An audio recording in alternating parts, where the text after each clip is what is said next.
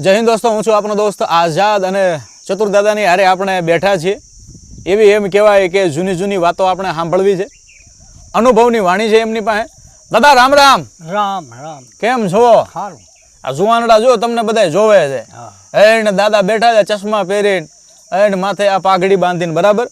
તે આપણા બધા આ જુવાનિયાને તમે તમારા જૂના જમાનાની કંઈક વાતું કરો. હવે તમને એમ લાગશે પણ જૂના જમાનાની હું વાતું કરું? તો પેલા તમે આ જુવાનડાઓને એમ કયો દાદા કે તમે ભમેડા રમતા હતા?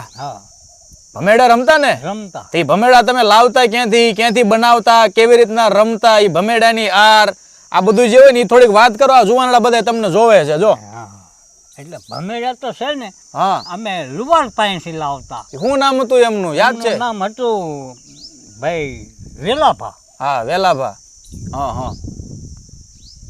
પછી ભમેડો જે રહ્યો એ તમારે કેવી રીતના એમની પે બનાવવા જવું પડતું? એટલે એ તો અમારે બધા જવાનડા બધા ભેગા થાય ને, બરાબર. એટલે કે આપણે ભમેડા રમવું હે. હા, એટલે ભમેડા રમવું એટલે હાવ ના ઓલે હાવ ભમેડા લઈ આવે. બરાબર.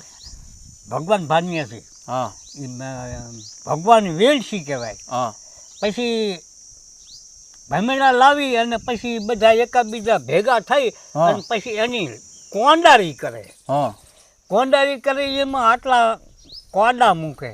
કોડા? કોડા. હા. એ કોડું કાઢી નાખે, એ જીત્યો. પછી બધા પછી વાયા જે બાકી રે એનામાં છે દા આવે. એની આર કઢાવા હાટું તેમ શું કરતા હતા? પછી એને અંદર વચમાં મૂકવાનો આવે લીટામાં. જે હારી જાય એનો ભમેડો મૂકવાનો. હારે એને ભમેડો લીટીમાં વચ્ચે મૂકવાનો. વાહ વાહ. પછી બધા આંટે.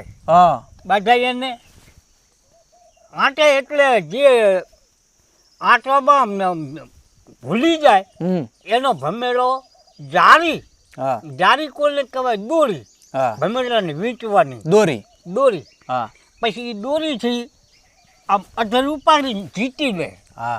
એને પછી એને કુંડામાં મૂકી દે.